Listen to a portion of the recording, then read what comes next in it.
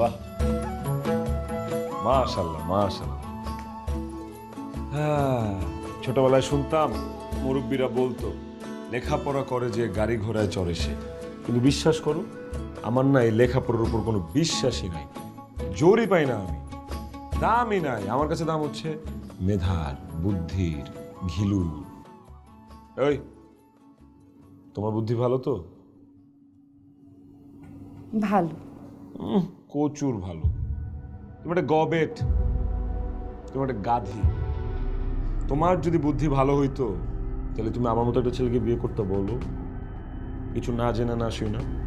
বিয়েটা তো আমি নিজের ইচ্ছায় করিনি, বাবা মার ভাইয়ার ইচ্ছায় করেছি। আসল বাপ মা? এইভাবে তাকাও না, যেটা জিজ্ঞেস করছি সেটার অ্যান্সার দাও। বাবা মা কি আসল, নাকি কোনো জায়গা থেকে কুড়ায় নিয়ে আসছে অথবা দত্তক নিয়ে আসছে, কোনটা? আচ্ছা, আপনি এগুলো কেন বলছেন?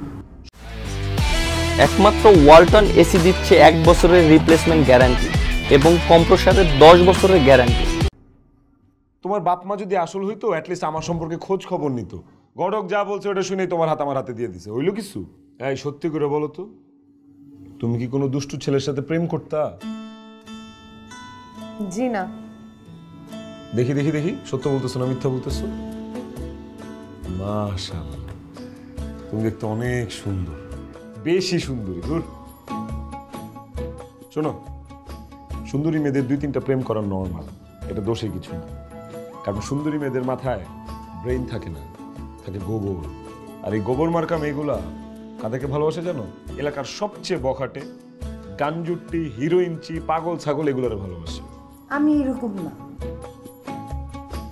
তোমার নাম বকুল কেন? বকুল আবার কেমন না?